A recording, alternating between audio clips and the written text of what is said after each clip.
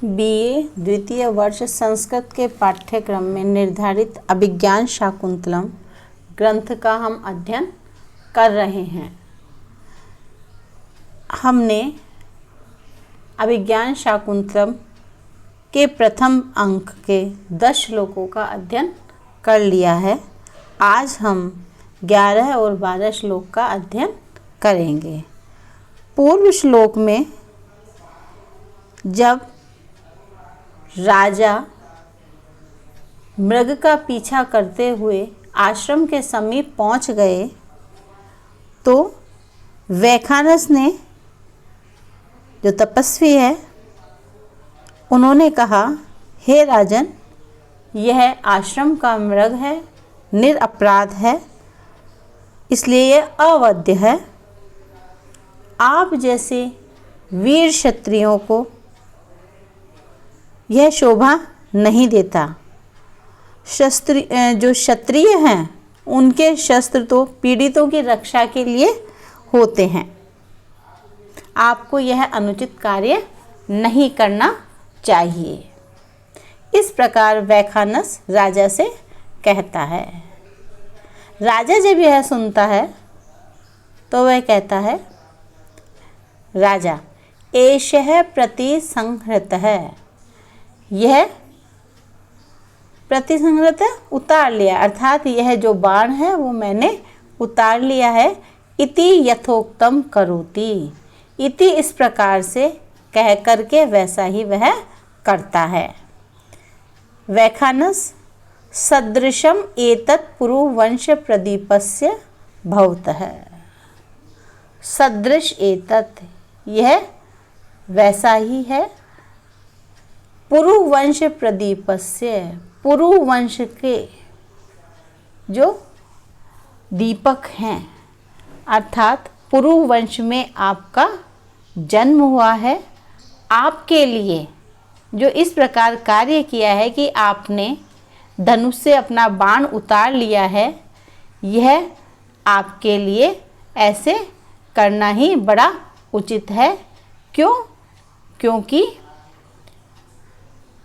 आप इस प्रकार के क्योंकि आप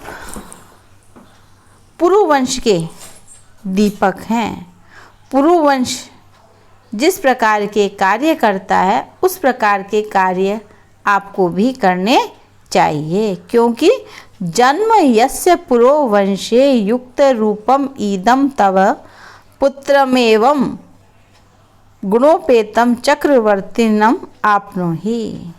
जन्म यस्य पुरुवंशे, जन्म अर्थात जन्म यानी उत्पत्ति या उत्पन्न, यस्य जिसका, पुरो अर्थात पुरु वंशम वंश में, अर्थात जिसका जन्म पुरु वंश में या जिसकी उत्पत्ति पुरु वंश में हुई है। युक्त रूपम ईदम तव, युक्त रूपम अर्थात अत्यधिक रूप से, अत्यंत रूप से उचित है ईदम, यह आचरण, आपका जो ये व्यवहार है, ये जो कार्य है, ये जो आचरण है, तब तुम्हारा वह उचित है, ठीक है। पुत्रम एवं, पुत्रम पुत्र को, एवं इस प्रकार के, गुणोपेतम गुणों से युक्त, दया दान दाक्षिण्य आदि गुणों से युक्त, चक्रवर्तीनम अर्थात चक्रवर्ती, आपनो ही प्राप्त करो या प्राप्त करोगे। यहाँ राजा द्वारा वैखानस ने जो प्रार्थना की कि आप अपना बाण धनुष से उतार लीजिए, और राजा वैसा ही करता है, तो वैखानस राजा से प्रसन्न होता है और राजा की प्रशंसा करता है और उन्हें आशीर्वाद देता है और कहता है कि ययाति पुत्र पुरु के वंश में जिस आपका जन्म हुआ है, उस आपके लिए यह कार्य अर्थात धनुष से बाण को उतार लेना बड़ा ही उचित है। पुरु वंशज को ऐसा करना ही शोभा देता है। आप इस प्रकार अपने सदृश ही, अपने समान ही सभी प्रकार के गुणों से युक्त अर्थात दया, दान, दाक्षिण्य आदि इन गुणों से युक्त चक्रवर्ती पुत्र को प्राप्त करोगे। इस पद्य में श्रेष्ठ गुरुजन तापसों के अनुरोध की रक्षा कर गुरु भक्ति का परिचय देने से पुरु की परंपरा को याद किया गया है, बताया गया है और यह परंपरा आगे भी चले, इसलिए इस प्रकार के गुणों से युक्त पुत्र को तुम प्राप्त करो, ऐसा आशीर्वाद वैखानस राजा को देता है। क्योंकि पुत्र की समृद्धि पिता के लिए सबसे बड़ा आशीर्वाद माना जाता है। चक्रवर्ती यह पारिभाषिक शब्द है। चक्र अर्थात भूमंडल, राज्य मंडल या सेना है तथा वर्ती का अर्थ रहना या चलाने का स्वभाव होता है। यहाँ युक्त रूप पदार्थ के प्रति पुरुवंश जन्म रूप कारण है, अतः काव्यलिंगी अलंकार है और इस श्लोक में अनुष्टुप छंद है। पुरुवंश प्रदीपस्य, पुरोहो वंश है तस्य प्रदीपः तस्य युक्त रूपम अतिशयेन युक्तम युक्त रूपम एवं गुणोपतम एवं गुणः कर्मधारय तै उपेतम उपसर्ग ई धातु त प्रत्यय चक्रवर्तिनम चक्रे वर्तितुम शीलमस्येति चक्रवर्ती तम चक्र वृत्त नृणी आपनुहि लभस्व यानी प्राप्त करो। आप धातु लोट लकार आपनुहि। इसी प्रकार इत्रौ बाहु उदम्य सर्वथा चक्रवर्तिनम पुत्रम आपनोहि। इत्रौ अन्य जो दो तपस्वी थे वह बाहु उदम्य बाहुओं को अर्थात अपनी भुजाओं को ऊपर उठा करके सर्वथा चक्रवर्तिनम सब प्रकार से अर्थात सभी गुणों से युक्त चक्रवर्ती पुत्र को प्राप्त करोगे या निश्चय ही आपको चक्रवर्ती पुत्र प्राप्त हो, ऐसा कहते हैं। राजा स प्रणामम अर्थात प्रणाम पूर्वक प्रतिगृहीतम मुझे स्वीकार है अर्थात आपने जो ये आशीर्वाद दिया है वह मुझे स्वीकार है। इस प्रकार राजा उस वैखानस से और उन दोनों तपस्वियों से कहता है। वैखानस राजन समीधा हरणाय प्रस्थिता वयम, हे राजन समीधा हरणाय समीधा लेने के लिए यानी जो यज्ञ हवन आदि कार्य किया जाता है उसमें जो समीधा सामग्री है उनको लेने के लिए प्रस्थिता वयम हम जाने के लिए आए थे या रवाना हुए हैं। एष खलु कण्वस्य कुलपतेर अनुमालिनी तीरम आश्रमो दृश्यते। एष यह कुलपते अर्थात कुलपति कण्वस्य कण्व के आश्रमो आश्रम दृश्यते दिखाई दे रहा है जो कहाँ है, मालिनी तीरे अर्थात मालिनी नदी के किनारे पर। न चेद अन्य कार्यातिपातः प्रविश्य प्रतिगृह्यताम आतिथेय सत्कारः अपि च।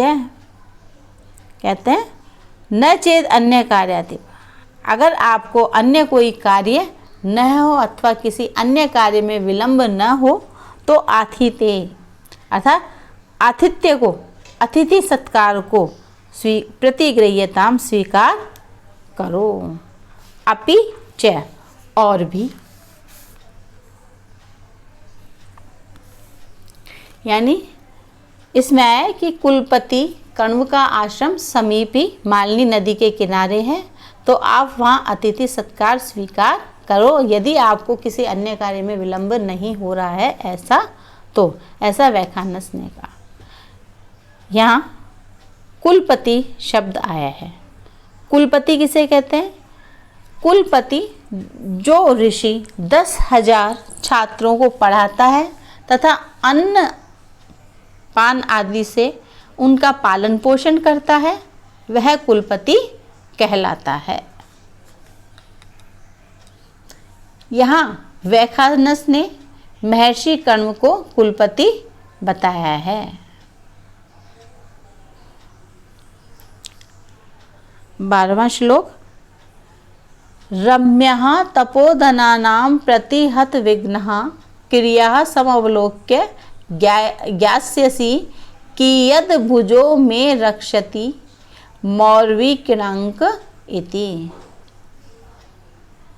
रम्यः रमणीय, मनोहर, सुंदर, तपोधनानां